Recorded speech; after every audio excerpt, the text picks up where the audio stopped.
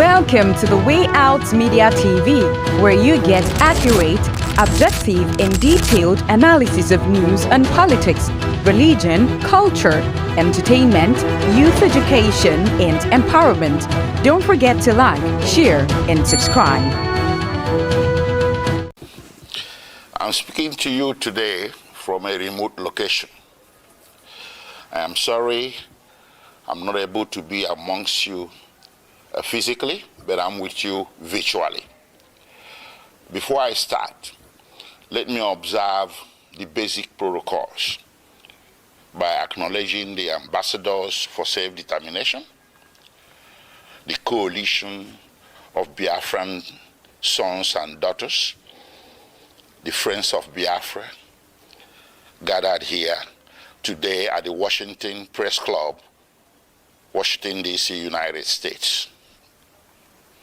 I'm highly honored to be called upon to address you on the very important agenda of the day. But before I do that, let me thank the ambassadors for self-determination, the organizers of the event. My profound thanks to the two men behind this powerful organization, the two brothers. I call them the A-team, the Wankwo brothers, Ben and Evan. I thank you so much for bringing this event to fruition. Well, let me begin by saying this. Ben and Evans have been at the front line of propagating the cause for self-determination, defending human rights in Nigeria, and calling for the release of Nnamdi Kanu, who is the subject matter of this very event today. Of course, the other subject matters, such as the right to self-determination and the persecution that is being levied against Christians in Nigeria in this current era. Ben and Evans, I thank you, and I thank all those who are behind you, seen and unseen, and your professional crew and all that, and so many other people that I really do not want to mention here. So having said that, I would not burden you with slogans or sloganeering. I will not tell you what you know already. I will tell you what you don't know. Or what you know but you don't know all of it. Well, last week I met with Nnamdi Kanu at the headquarters of the Directorate of State Security in Abuja, Nigeria. And I did inform him of this event coming up. And he was very happy. And he asked me to ensure that I speak and do a video to be played to the participants in this event. So today I'm wearing two hats. I'm speaking on behalf of Nnamdi Kanu. I'm also speaking on my own behalf. My name is Aloy Ejimakor. I'm the special counsel to Nnamdi Kanu and the indigenous people of Biafra. And I'm speaking to you from a location in Nigeria. The man, Nnamdi Kanu, is well known. He's everywhere. He's on Wikipedia. He's an internationally acclaimed freedom fighter. But there's just a few things I need to tell you about him. What brought him to limelight was the formation of the indigenous people of Biafra in the United Kingdom in 2012. Simultaneously, he also founded Radio Biafra. And these two organizations were aimed at one thing: liberation for the people of Biafra, or restoration of the former Republic of Biafra that went defunct in 1970. The right to self-determination is a right that is guaranteed internationally, domestically, and continentally. It's within the black letters of Nigerian law at Article 20 of the African Charter on Human and People's Rights. The right to self-determination is guaranteed. So the formation of IPOB did not break any law. not laws of United Kingdom, not international law, not Nigerian law. But guess what? When Nnamdi Kanu, who was born in Nigeria, but who acquired British citizenship later on, came to Nigeria in October 2015, the government of President Muhammadu Buhari, which had come to power in May, decided to arrest him. He was not arrested between 2012 and 2015 because the government of the day at that time understood that self-determination is not a crime. But the government that came into power in 2015 in May decided that self-determination is going to be treated as a criminal activity. So he was arrested in Lagos. He was charged for treason, also for insulting the president and illegal importation of ready equipment. 3 charges. The treason one, they split it into 2, treason by himself and treason by conspiracy. This thing went on from 2015 until April 2017, when he was eventually granted bail. So he was detained for nearly 18 months. After granting him bail, he returned to his ancestral home in the southeastern part of Nigeria, and he was enjoying his bail when suddenly, between 10 September and 14 September 2017, the Nigerian army, without any justification whatsoever, levied lethal, massive military operations against Nnamdi Kanu's ancestral home. That day, he was sitting at home with so many people, his family members, including his 2 elderly parents. The attack was lightning, it was a bleakage, it was massive, and it was not the type of an attack you will expect a national military force to levy on a civilian location. But they did. At the end of the day, 28 people lost their lives. Nnamdi Kanu sustained injuries. His parents sustained injuries as well, but somehow, by the grace of God, they all managed to escape. From there, the rest is history. And because there was a national and international manhunt for him by the security forces, which rules of engagement was to shoot, not to maim. If you see Nnamdi Kanu, if you encounter him anywhere, shoot not to maim. Not to maim, but shoot to kill. That's what they went there to do on 10 September, but they didn't succeed. But it went on. They went on in a manhunt. So Nnamdi Kanu was forced to flee the municipal boundaries of Nigeria in search of safe haven overseas. Eventually, in May 2021, he settled in Kenya. He entered Nairobi and settled in Kenya somewhere. He never knew that Nigerian security forces, the international branch of it, were laying in wait for him. They led an ambush for him. So on 19th June 2021, he drove himself to Jomo Kenyatta International Airport on a personal errand. As soon as he drove into the parking lot and alighted from his vehicle, several well-armed security men suspected to be of a mixture of Nigerian and Kenyan security forces swooped on him, grabbed him, abducted him, and put him forcibly in a vehicle and drove away. Well, they didn't take him to the police station. They didn't take him to immigration because he was a foreigner. He should have been taken to immigration. They didn't take him to any official law enforcement facility. They took him to a secret location in Nairobi, a non-official secret location. So in effect, they disappeared him. And they kept him at that secret location for a whole 8 days.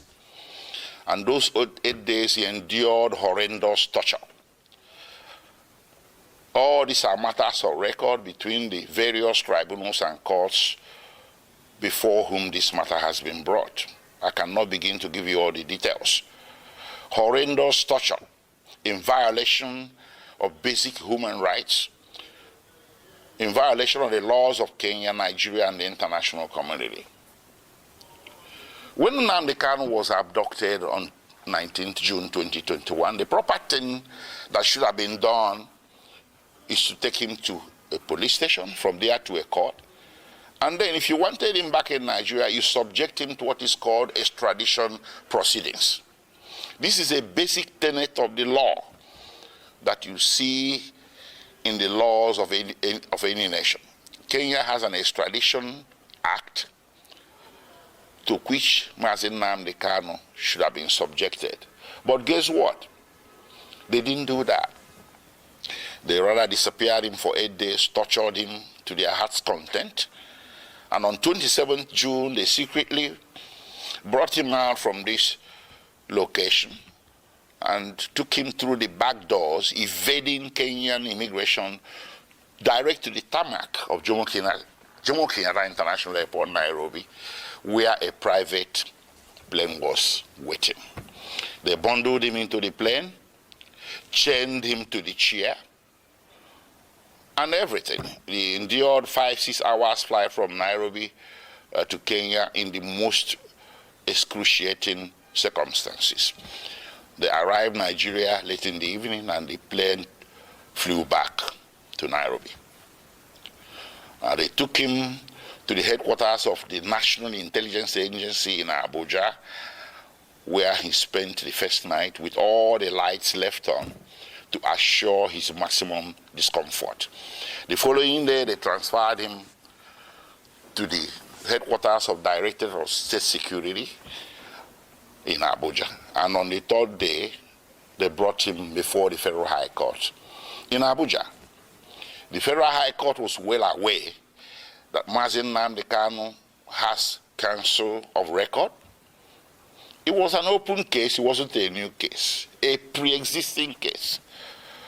But the Federal High Court decided to conduct the arraignment in violation of his constitutional right to counsel, and that arraignment led to the indefinite detention with which we are struggling today.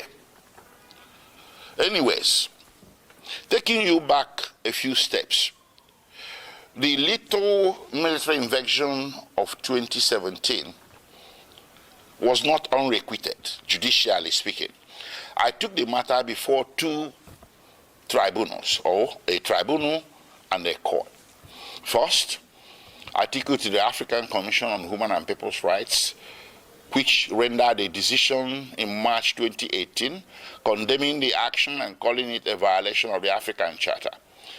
And they wrote to the President of Nigeria, they wrote a letter to the President of Nigeria requesting him or directing him. They used diplomatic language, but the decision was there that what you did is wrong, so you need to roll it back. You need to reverse everything you have done, which includes declaration of IPOB as a terrorist organization and hounding their members as criminals. The African Commission held that what Nigerian government was doing was persecution, not prosecution. That the IPOB and its members simply possess an inconvenient political opinion which the Nigerian government was seeking to suppress by means of punishment of some sort. And they asked or directed Nigerian government to reverse itself. Nigerian government never did. Rather, it escalated. Well, subsequently, I went to a local court, a high court in Abia State in eastern Nigeria. I sued the Federal Republic of Nigeria, the Nigerian Army, and other parties who were Confederates in that attack of September 2017. And in January 2022, fortunately for us, we won. The High Court made an order. The High Court reached a judgment that what happened to Nnamdi Kanu in September 2017 was a flagrant violation of his constitutional right to life and constitutional right to his privacy. And the court proceeded to make an order ordering the federal government of Nigeria or Federal Republic of Nigeria to pay him a compensation of 1 billion Nigerian naira, which is over $1 million US. The court also ordered the Federal Republic of Nigeria and the President of Nigeria to issue a public apology to be published in 3 national Nigerian newspapers to Nnamdi Kanu. None of this has happened. So we kept that aside. So when they brought Nnamdi Kanu forcibly from Kenya without extradition proceedings, I characterized it an act of extraordinary rendition. Initially, there was a misunderstanding, a broad, widespread misunderstanding by vast majorities of Nigerians who were mouthing the cliche, Nnamdi Kanu extradited from Kenya. No, that was wrong. He wasn't. I told people he wasn't. He was extraordinarily renditioned or rendered, and that is against international law, Kenyan law, and laws of the Federation of Nigeria. So while his criminal trial was making its way slowly at Abuja, with all the several amendments the government was bringing, they walked away from treasonable felony, insulting the president, importation of radio equipment, and bam, to terrorism. That's how it happened. And they did this 7 times, 7 amendments. If Nnamdi Kanu was guilty, why is it taking so long to bring him to trial between 2015 and today? That is 8 years. So what he's undergoing is not really a judicial trial. It's a trial by ordeal, trial by fire, imprisonment before conviction. They just want to get as many years of jail time out of him as possible, because they know that with the evidence available, conviction will be impossible. And that was made worse by the extraordinary rendition, which I took also as a civil violation to a federal high court in Nigeria. And in October 2022, the federal high court came down with a judgment that extraordinary rendition was a violation of his constitutional rights, his fundamental rights, and they awarded him 500 million Nigerian naira. That's about $800,000.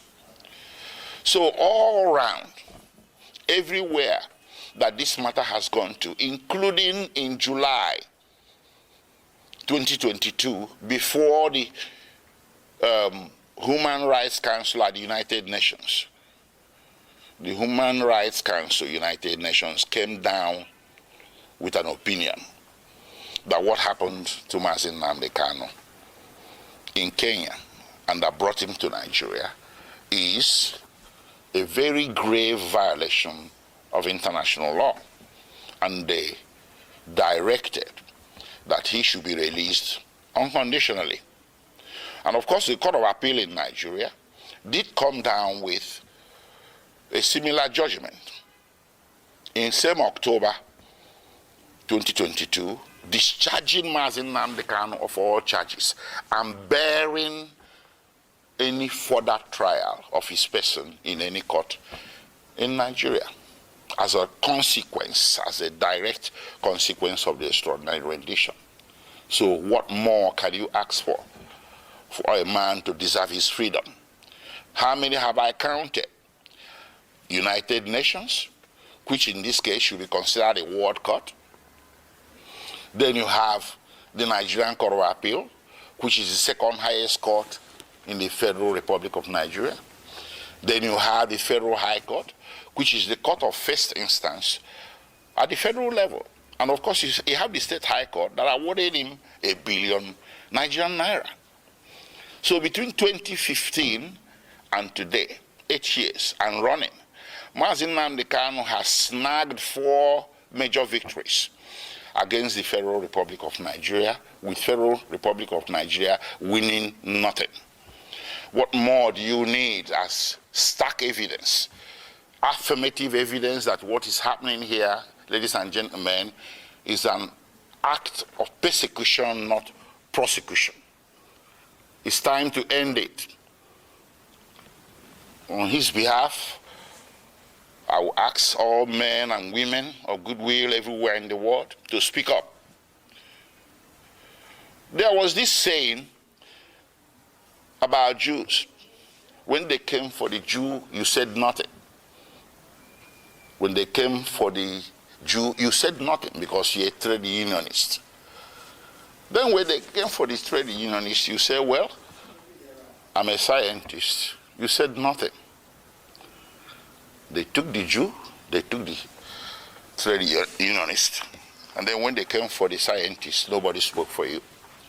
Nnamdi Kanu is a poster boy for all the injustices that a great race, the Igbo people, and their cousins in the former eastern Nigeria have been subjected to since the founding of Nigeria. These injustices became more public because since 2015 they have been escalated. So how do you fight back? You fight back by telling the system, I want out. I want my own country is not a crime. It does not require a bullet. It doesn't require muscular military law enforcement. What it requires is sitting across the table and talking about it. A lot of nations have been founded on referendum. That's what Nnamdi Kanu and the indigenous people of Biafra were asking for. That led to all this conundrum, to all this saga. So, ladies and gentlemen, I salute you.